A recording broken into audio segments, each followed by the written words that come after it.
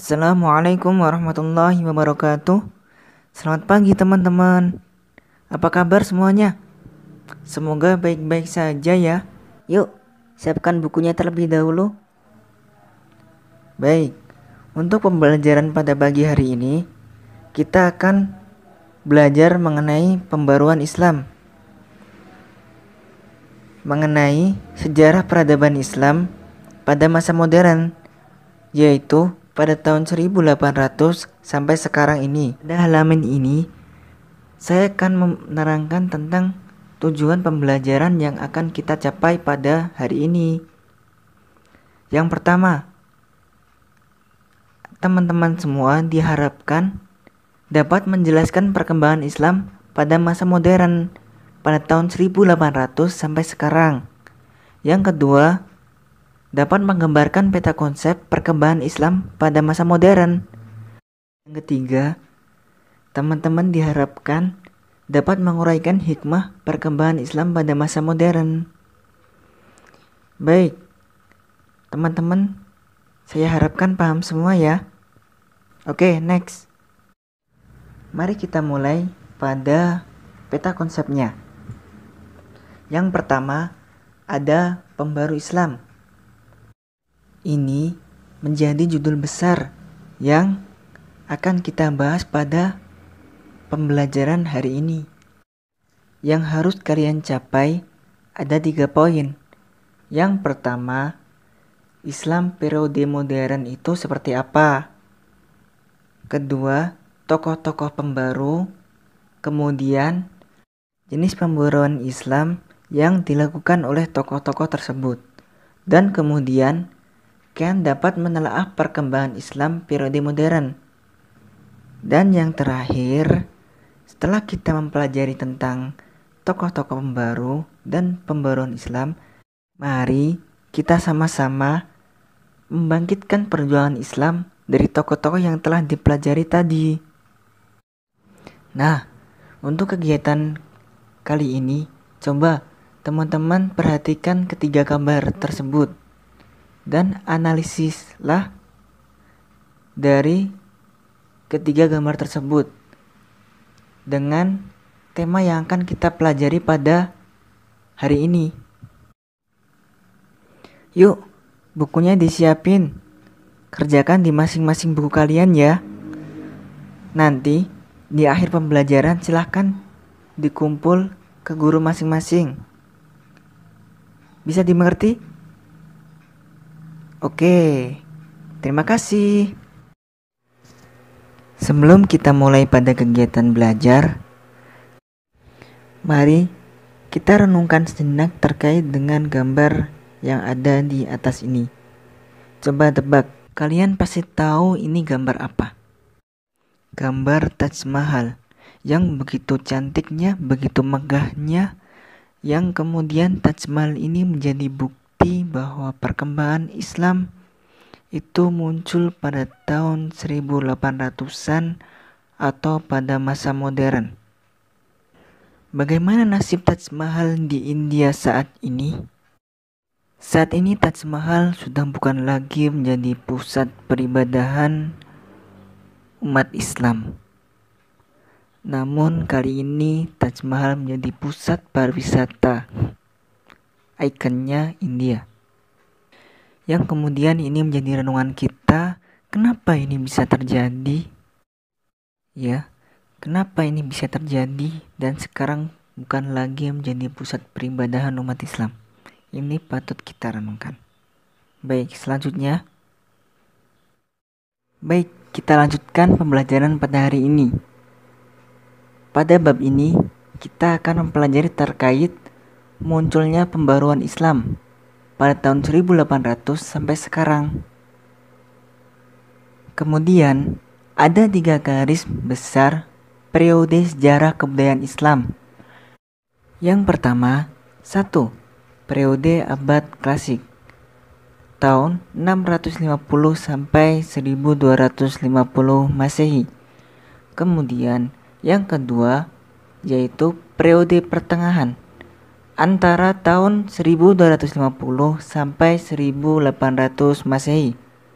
Kemudian yang terakhir yaitu periode abad modern, yaitu tahun 1800 sampai sekarang ini. Nah, inilah yang kita akan bahas pada pembelajaran hari ini. Oleh karena itu, coba kita lihat ada penyebab Islam mencapai kemajuan di abad klasik menurut Muhaimin.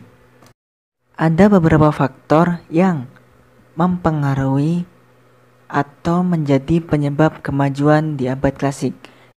Dan secara garis besar dapat disimpulkan bahwa umat Islam sangat melaksanakan ajaran Al-Quran, ajaran Rasulullah yang telah disampaikan dan diajarkan dalam Al-Quran dan Sunnah. Itu menurut Muhaimin. Kemudian kita lanjutkan. Ciri-ciri abad pertengahan 16 sampai 18, yaitu keilmuan para ulama yang semakin melemah. Yang secara garis besar, ulama pada zaman itu hanya menerima saja karya-karya yang dihasilkan oleh ulama pada zaman klasik. Dan kemudian para ulama hanya mengikuti taklid pada ulama zaman klasik, yang menyebabkan dari kelemahan ilmu pengetahuan pada zaman abad pertengahan. Sehingga saat itu menjadi kelemahan sampai dengan tahun 1800-an. Sehingga pada abad modern ini, yaitu tahun 1800 sampai sekarang, muncullah pemikiran-pemikiran baru oleh para ulama tokoh Islam yang dilatar belakangi karena adanya kemunduran pada dunia Islam.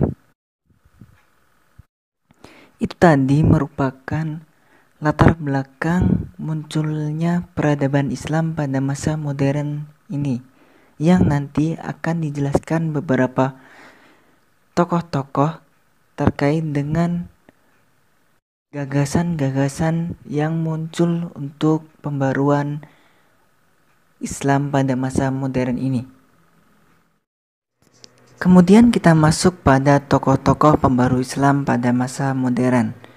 Dalam pembahasan kali ini ada beberapa tokoh yang mulai dari India, dari Mesir, dari Turki yang menjadi tokoh pembaru Islam pada masa modern.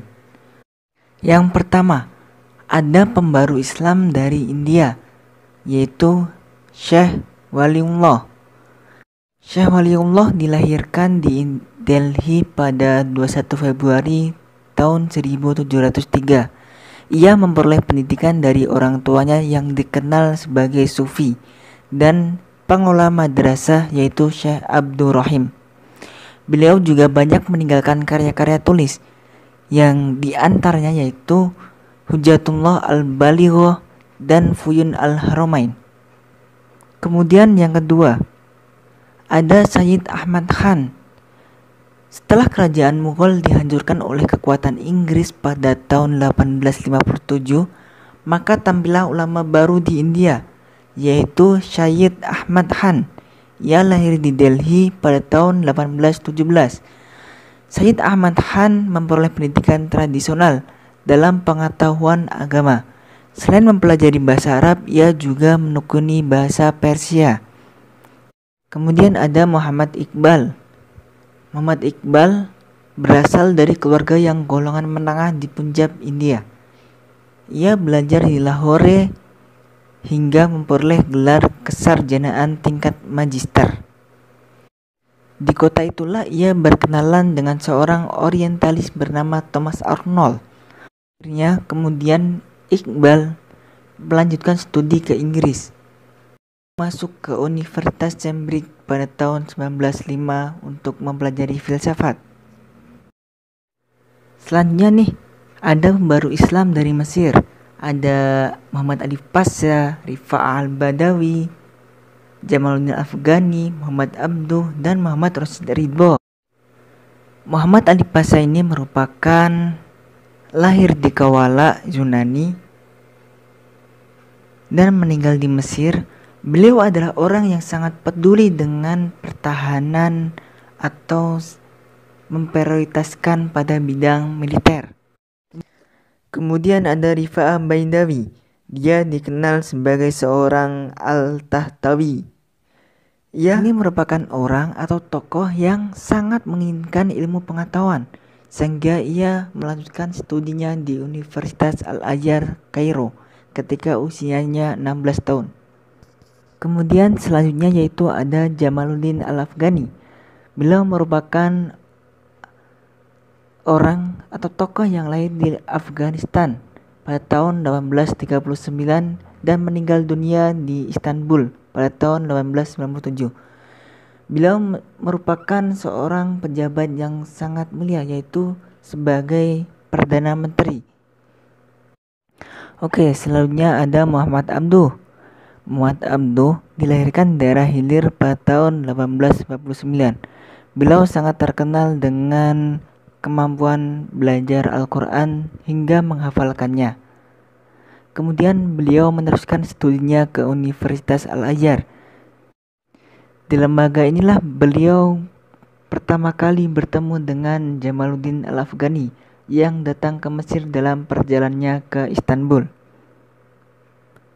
Oke, next. Muhammad Rashid Ridho. Muhammad Rashid Ridho adalah murid Muhammad Abduh yang paling dekat. Ia lahir pada tahun 1865 di Al-Qalamun, suatu desa di Lebanon yang letaknya tidak jauh dari kota Tripoli atau Syria. Semasa kecil, ia dimasukkan ke madrasah tradisional di Al-Qalamun untuk belajar menulis, berhitung, dan membaca Al-Quran. Kemudian pembaru Islam di Turki, ada Sultan Mahmud II. Beliau merupakan pelopor pembaru di kerajaan Turki Utsmani pada abad ke-19, sama dengan Mesir, yaitu raja. Pembaru Islam di Mesir dipelopori oleh Muhammad Ali Pasha, sedangkan pembaru di Turki Utsmani dipelopori oleh Sultan Mahmud II. Sultan Mahmud II lahir pada tahun 1785. Wafat tahun 1839. Ia mempunyai latar belakang pendidikan tradisional dalam bidang pengetahuan agama, pengetahuan pemerintahan, sejarah dan sastra Arab, sastra Turki, dan sastra Persia. Kemudian ada Namik Kemal. Namik Kemal dikenal sebagai pemikir terkemuka dari golongan intelijensia kerajaan Turki Utsmani yang banyak menentang kekuasaan absolut sultan.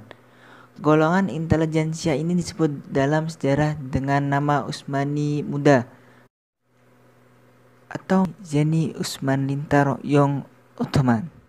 Baik, setelah kita mempelajari tentang tokoh-tokoh pembaru Islam pada masa modern, kemudian kita masuk pada pengaruh gerakan pembaruan terhadap perkembangan Islam di Indonesia. Seperti yang kita ketahui, gerakan pembaruan Islam yang muncul di Mesir, India, dan Turki pada abad modern secara langsung atau tidak langsung berpengaruh pada gerakan Islam di Asia Tenggara, termasuk di Indonesia. Pada akhir abad ke-19, ada banyak kaum muslim muda Indonesia yang belajar ke Mekah dan Mesir. Di sana, mereka bersentuhan dengan ide-ide pembaruan. Mereka membaca majalah-majalah yang diterbitkan khusus untuk misi pembaruan Islam, yang kemudian pembaruan melalui media majalah ditiru oleh para ulama pembaru di beberapa tempat di Asia Tenggara, seperti halnya di Minangkabau dengan nama majalah Al-Munir dan di Yogyakarta dengan nama Suara Muhammadiyah. Ada banyak tokoh Islam di Indonesia yang sepaham dengan misi pembaruan tersebut, seperti Syekh Muhammad Tajir Jalaluddin asal Padang yang hijrah ke Singapura. Tokoh ini memiliki pengaruh yang cukup besar terhadap gerakan pembaruan di Asia Tenggara. Kemudian ada Haji Abdullah Ahmad dan Haji Abdul Malik Karim Amrullah atau Hamka. Kedua tokoh ini dipandang penting sebab keduanya menjadi pelopor pembaruan Islam di Minangkabau. Kemudian ada Kiai Haji Ahmad Dahlan, sebagai pelopor pendiri Persyarikatan Muhammadiyah pada tanggal 18 November 1912 di Yogyakarta. Kemudian ada Kiai Haji Hasyim Asy'ari, pendiri organisasi Nahdlatul Ulama pada tanggal 31 Januari 1926 di Jombang, Jawa Timur. Dari beberapa pemaparan materi sebelumnya, dapat diambil kesimpulan setelah kita mempelajari tentang pembaruan Islam pada masa modern, baik di Timur Tengah maupun di Indonesia, semuanya sama-sama memiliki tujuan yang besar, yaitu untuk membangkitkan kembali masa-masa kejayaan Islam. Di Indonesia sendiri, karena ada pembaruan Islam, muncullah beberapa organisasi yang tadi disebutkan seperti adanya Muhammadiyah, Nahdlatul Ulama, dan sebagainya. Saya akhiri. Wassalamualaikum warahmatullahi wabarakatuh.